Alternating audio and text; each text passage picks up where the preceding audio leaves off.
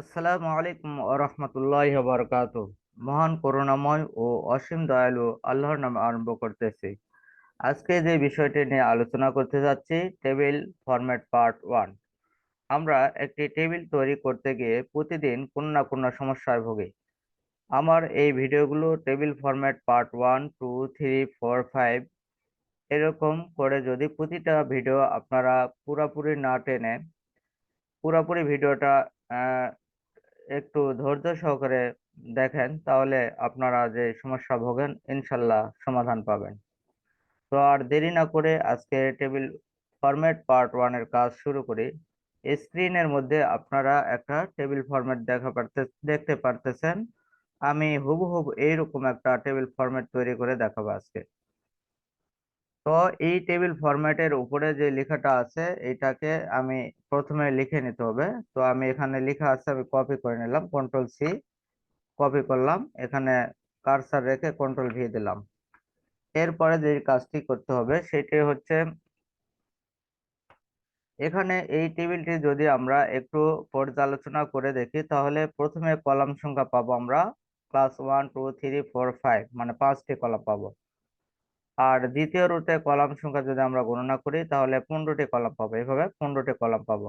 তৃতীয় রুটে কলাম সংখ্যা গণনা করলে আমরা 15টি কলাম পাবো। এখন প্রশ্ন হলো যে এই টেবিলটি করতে গিয়ে আমরা কয়টি কলাম নেব।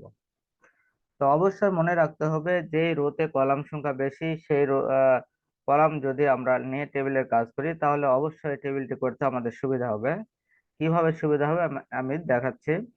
তো প্রথমে আমরা তাহলে এই টেবিলটি যদি করতে চাই, টেবিলের উপরের অংশ লিখে নিলাম। এরপর যেটি করতে হবে, আমরা ইনসার্ট মেনুতে যাব।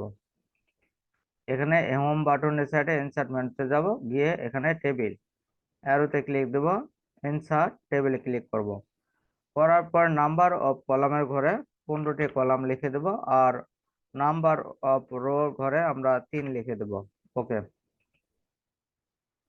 দেখেন আমাদের একটা টেবিল ফরম্যাট চলে আসছে।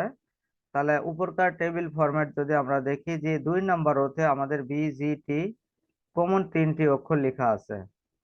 তাহলে এই 3টি অক্ষর আমরা 2 নাম্বার রোতে এখানে আগে লিখে নেব, তাহলে টেবিলে কাজটি করতে আমার সুবিধা হবে। তাহলে আমি লিখে নিলাম B, ট্যাব দিয়ে আবার লিখলাম G, আবার ট্যাব দিয়ে লিখলাম T। এরপর লেখার সাইজ গুলো অনেক বড় হয়ে গেছে, আমি 14 ফন্ট করে নিলাম। তো এরপর যেটি করতে হবে, যেহেতু প্রতিটি ঘরে লেখা আছে BGT, এই লেখাটা সিলেক্ট করে নেব। নেওয়ার পরে কন্ট্রোল C দেব কিবোর্ড থেকে। দেওয়ার পরে প্রতিটা বাকি সব কয়টা ঘর সিলেক্ট করে নেব। নেওয়ার পরে কিবোর্ড থেকে আবার কন্ট্রোল V দেব। এইভাবে আমরা কপি পেস্ট করতে পারি, অথবা আমাদের এখান থেকে মেনু থেকে সিলেক্ট করার পরে যে কপি, এই কপি হোম বাটনের নিচে কপি চিহ্নে এখানে ক্লিক দিতে হবে। দেওয়ার পরে সব কয়টা ঘর সিলেক্ট করব, করার পরে আবার পেস্ট করব। দেখেন হয়ে গেছে।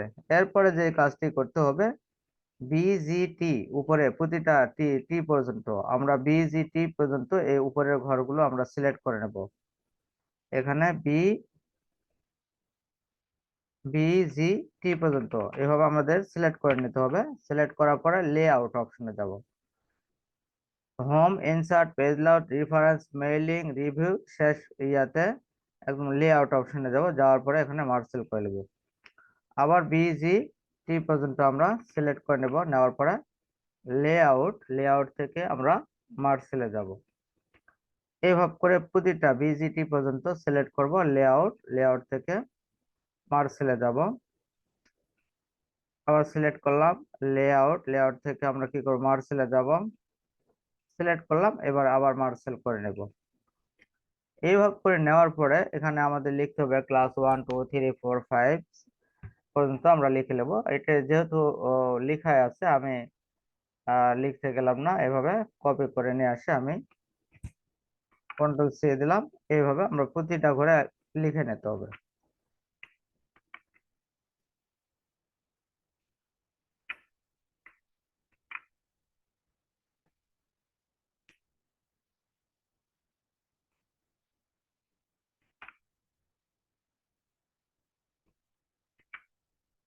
এভাবে লিখে নেব।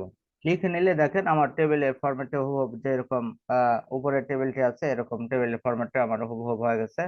মার্জিনের দুই সাইডে একটু বৃদ্ধি পেয়েছে, এটা আমরা সিলেক্ট করে ছোট করে নেব। এই ছিল আজকে আমাদের টেবিল ফরম্যাট পার্ট 1।